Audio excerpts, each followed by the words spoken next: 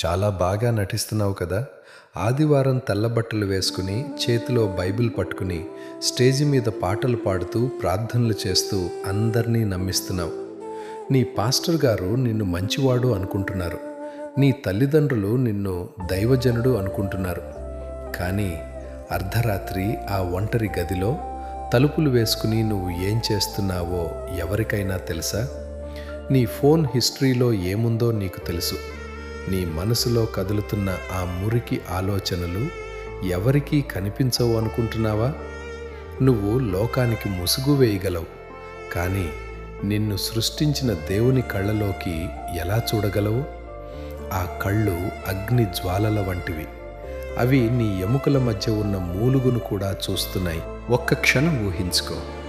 ఈరోజే మీ ఆఖరి రోజు అయితే, ఈరోజే ఆ యేసుక్రీస్తు మేఘాల మీద వస్తే, లోకమంతా చూస్తుండగా దేవదూతల ముందు నువ్వు రహస్యంగా చేసిన ఆ అసహ్యమైన పనులన్నీ ఒక పెద్ద స్క్రీన్ మీద ప్లే అవుతుంటే నీ పరిస్థితి ఏంటి?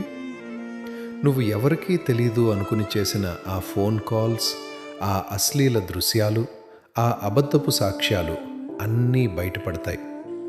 అప్పుడు నువ్వు, ప్రభువా, నేను బాప్తిస్మం తీసుకున్నాను అని చెప్తే ఆయన నవ్వుతాడు. బాప్తిస్మం తీసుకున్నది పాపం చేయటానికి లైసెన్స్ అనుకున్నావా అని నిలదీస్తే నీ దగ్గర సమాధానం ఉందా? రహస్య పాపం అనేది నీ ఆత్మకు పట్టిన క్యాన్సర్. అది నిన్ను లోపల నుండి కుళ్ళిపోయేలా చేస్తోంది. నువ్వు దేవుని బిడ్డవు కాబట్టే నీకు ఈ హెచ్చరిక వస్తోంది.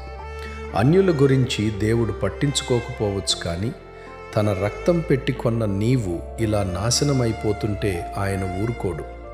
పాపాన్ని ప్రేమిస్తూ దేవుని దగ్గర నటిస్తూ నువ్వు పరలోకం వెళ్తాను అనుకుంటున్నావా? భ్రమపడకు.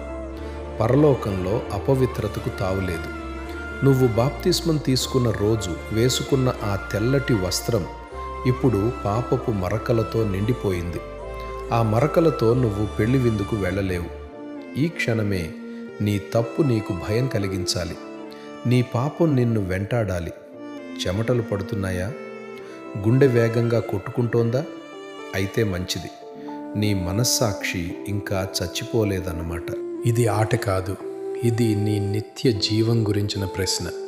ఆ రహస్య పాపాన్ని ఇప్పుడే గొంతు పిసికి చంపేయి, లేదంటే అది నిన్ను ఆత్మీయంగా చంపేస్తుంది. నీ ఫోన్లో ఏముందో దాన్ని డిలీట్ చేయి. ఎవరితోనైతే నువ్వు అపవిత్రంగా మాట్లాడుతున్నావో ఆ నంబర్ బ్లాక్ చేయి. మోకాళ్ల మీద పడి, ప్రభువా, నా రహస్య పాపాలు నన్ను మింగేస్తున్నాయి, నన్ను రక్షించు అని రక్తం కక్కేలా అడుగు. దేవుడు నిన్ను క్షమిస్తాడు, కానీ నువ్వు మారాలి.